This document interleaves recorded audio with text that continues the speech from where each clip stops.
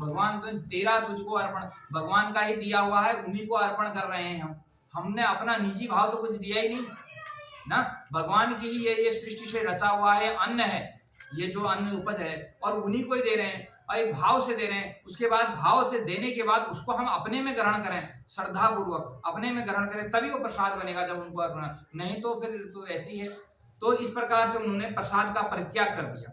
अब प्रसाद का परित्याग करते हुए भगवान सत्यदेव रुष्ट हो गए और वहीं पे उनके पति जो पति को जल में ही, नौका में ही जैसे हरण कर लिया हो, माने यानी कि डूब गए हों और नहीं दिखाई दे रहे हैं। अब कन्या बड़े ही आश्चर्यचकित हो गई, अब मैं हमारे पति कहाँ हैं, यह देखकर वो भी मूर्छित हो गए। साधु आश्चर्यचकित हो गए। अभी तो अब लीलावती कह रहे अभी तो हमारे यहीं पे जमाता जी यहीं पे देख रहे थे, अब कहाँ चले गए, उनको दिखाई नहीं दे रहे हैं। ऐसी भगवान की माया हुई तो उनके जमाता ही नहीं दिखाई दे रहे, माना कि अभी नौका में खड़े हैं और नौका से ही अदृश्य हो गए, कोई नहीं देख पा रहा है उन्हें।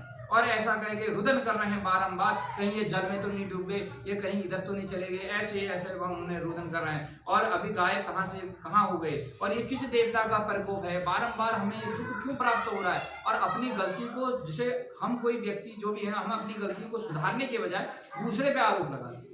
तो इस प्रकार से वो देख रहे हैं कि ऐसा कौन से देवता का ऐसा प्रकोप हो गया है कि जो बारंबार हमें दुख प्राप्त हो रहा है। अब उसके बाद उन्होंने उन्होंने पुत्री को देखा।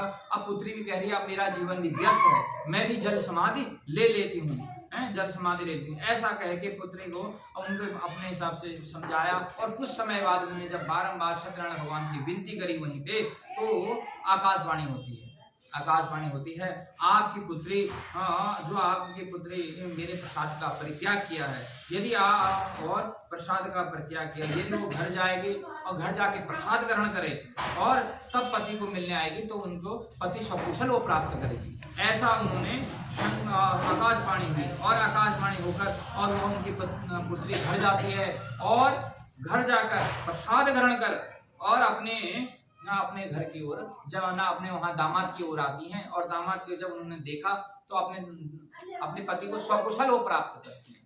तो यह देखकर वो प्रसन्नचित हो गए और प्रसन्नचित होकर कह रहे हैं तत्काल ही आप घर चलें। अब कह रहे हैं हम तत्काल ही अब घर चलें, अब लेट न करें। कन्या कह रही है हे पिता, अपने पति सही सलामत पहुंचे उपस्थित देख कर कह रहे हैं, अब प्रसन्नचित होकर कह रहे हैं अब हम घर चलें पिताजी, अब घर चले, हमने बहुत सारे दुख पाए, अब सत्यनारायण भगवान का व्रत और पूजन करते हैं। ऐसा मन में संग जाते हुए घर की ओर ऐसा वचन कर रहे हैं और सत्यनारायण के उन्होंने पूजन किया और बंधु बांधव से जमाता सहित और घर आके उन्होंने उस दिन से लेकर वह प्रत्येक पूर्णमासी को और संक्रांति